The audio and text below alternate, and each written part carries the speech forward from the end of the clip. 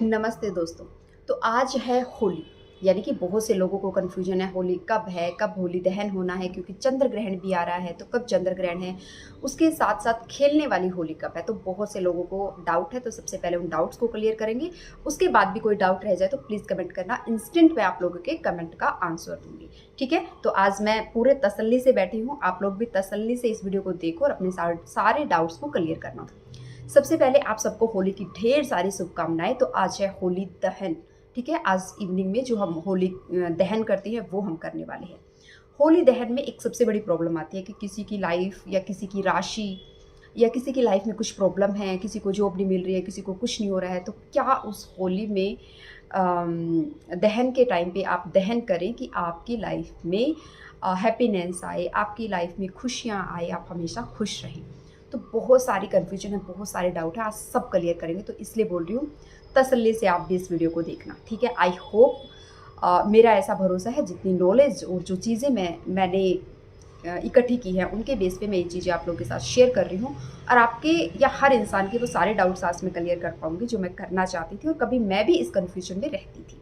ठीक है, तो सबसे पहली बात होलिका दहन। होलिका दहन सबसे बड़ा जो इशू है ना, वो तो जो मैं फेस कर रही हूँ कि जब हम बाहर की ऐसी जगह पे रहने लग जाते हैं तो वहाँ पे होलिका दहन कई जगह पे नहीं भी होता है।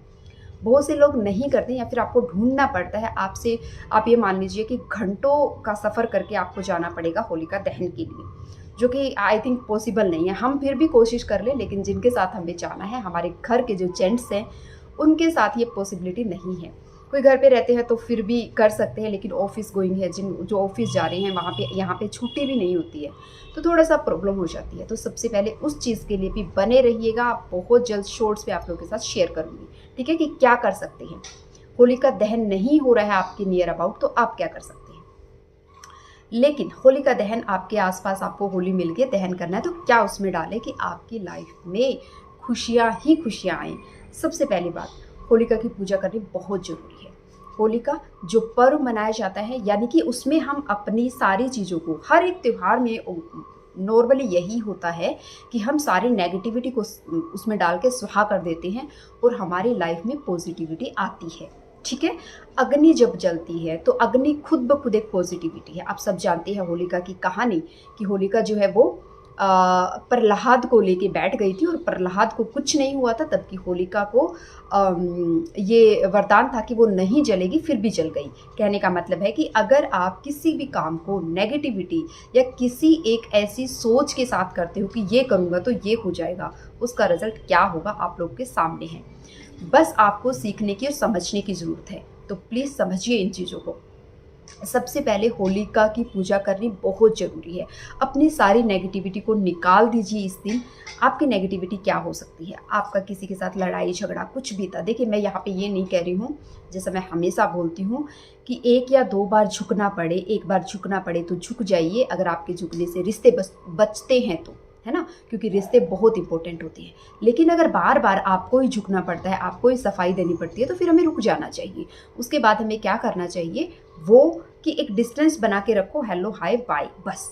ठीक है, लेकिन जहाँ पे आपको लगता है कि आपके अंदर नेगेटिविटी बहुत है, कोई प्रोग्रेस कर रहा है, कोई लाइफ में ग्रोथ कर रहा है, उसको देख के आपको एक चिड़चिड़ापन फील होता है, तो उसको यहाँ पे आप ख़त्म कर सकते हैं और बोल सकते हैं कि मेरे अंदर जो ये सोच है, इसको मैं चेंज भी करना चाहती हूँ। कई बार देखिए, अच्छे इंसान में बुरे इंसान में अच्छाई भी होती है।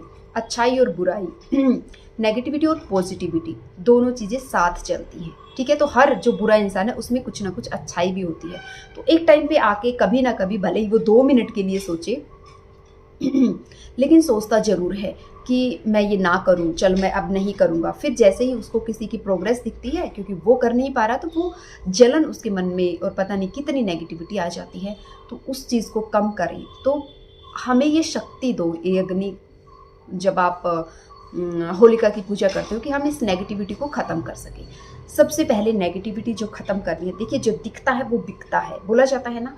तो सबसे पहले नेगेटिविटी ख़त्म करिए, क्योंकि ये फिर भी अंदर है। यहाँ पे कुछ भी सोच रहे हो, आप मुंह से बहुत अच्छा बोल रहे हो, तो यहाँ पे क्या है, ये किसी को समझ नहीं आएगा।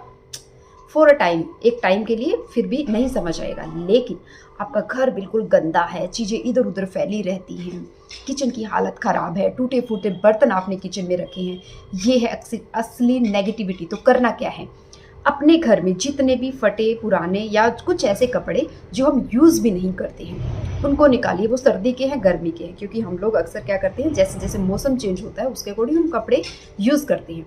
तो आप अपने उन कपड़ों को निकाल के दान कर दीजिए, ठीक है। सबसे बड़ी चीज़ ये करनी है। फिर अपने किचन में जो बर्तन हैं जो टूटे फूटे हैं या नहीं टूटे फूटे भी हैं, तो आपने कुछ नया परचेज़ कर लिया लेकिन उस पुराने को हम रख देते हैं ये सोच के कि रख देते हैं ना कभी काम आ जाएगा, कभी नहीं आता है। वो सिर्फ आपके घर में एक जगह घेरता है।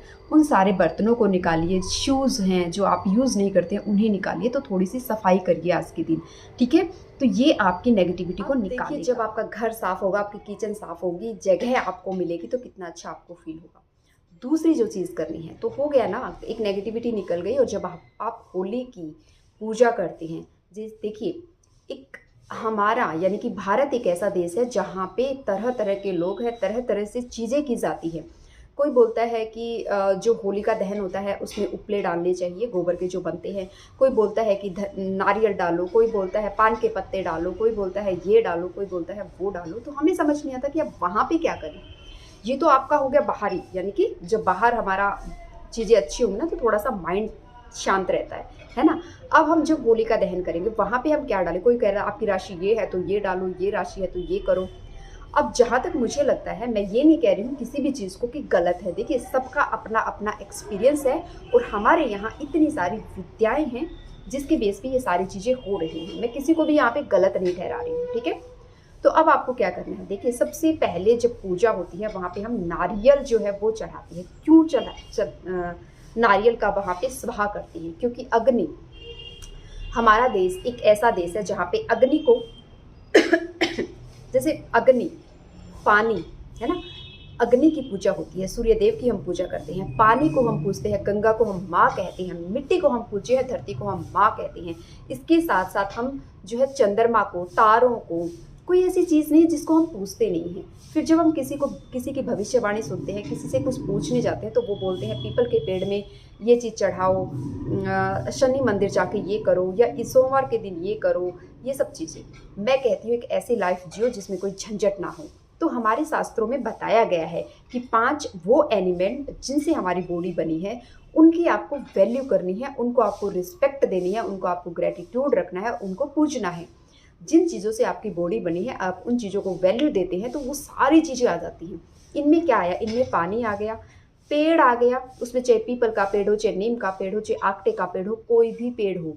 धरती आ गई, जो मिट्टी है, तो धरती पे ही सब सारी चीज़ें हमें मिलती है ना। फिर सूर्य जो कि अग्नि, और जो हम दिया जलाते हैं वो, उसके बाद चंद्रमा जो कि मन का कारक, प्यार का, खूबसूरती का, और so and so many things बोली जाती हैं इनके बारे में। उसके बाद तारे।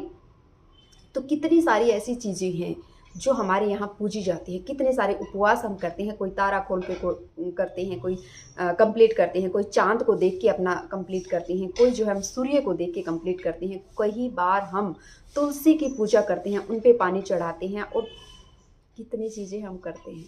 अगर हम वो बेसिक चीज़ें कर लें तो फिर हमें झंझट में नहीं पड़ना पड़ेगा कि किस राशि के लिए कौन सी चीज़ और किसके लिए क्या सही रहेगा और क्या नहीं।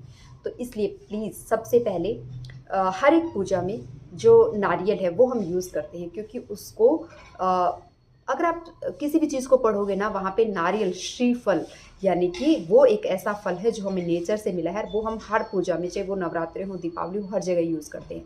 तो वो एक इतना प्योर चीज़ है ना, वो हम भगवान को चढ़ाते हैं। अग्नि, जिसे हम देवता मानते हैं, जो होली है उसमें आप एक नारियल जरूर अर्पण करें अपनी तरफ से, अपने परिवार की तरफ से, अपनी मनोकामनाओं को, या अपने अंदर जो नेगेटिविटी है उसको, या जो आपकी इच्छा है उसको बोलते हुए। दूसरी चीज़, जो गोबर के उपले हैं, गोबर, गाय को हम पूजते हैं।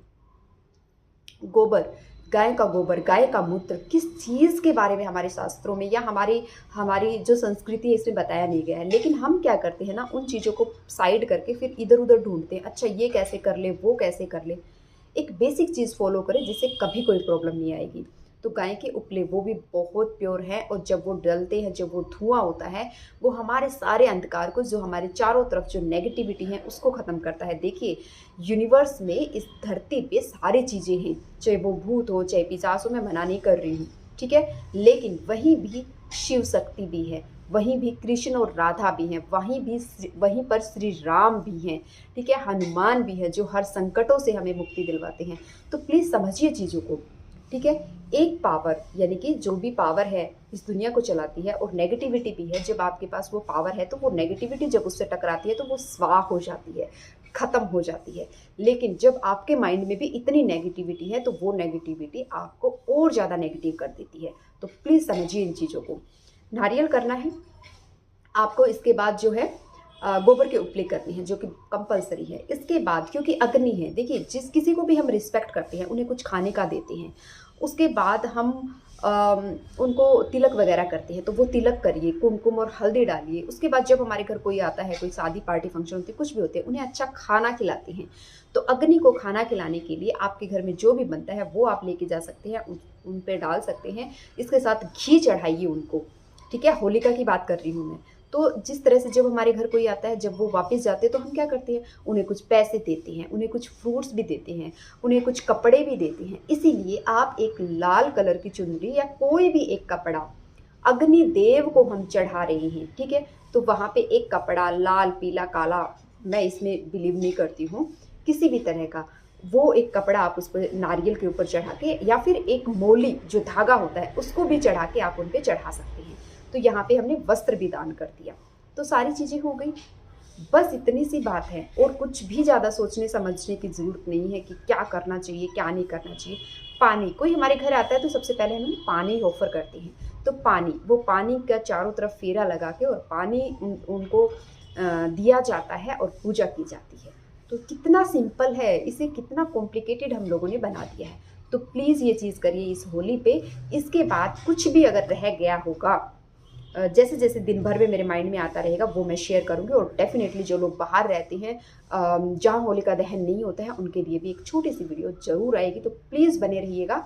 मैं भी थोड़ा सा एक्टिव हो गई हूँ, क्योंकि एज आई ऑलवेज सेड कि चीज़ें जिस तरह से होती हैं उस तरह से मैं करती हूँ। इसके बाद आप प्लीज़ नहा धोकर सुबह अच्छे से पूजा करना, अपने घर में पूजा करना, सब घर वालों के साथ अच्छे से बिहेव करना, ये बहुत इंपॉर्टेंट है।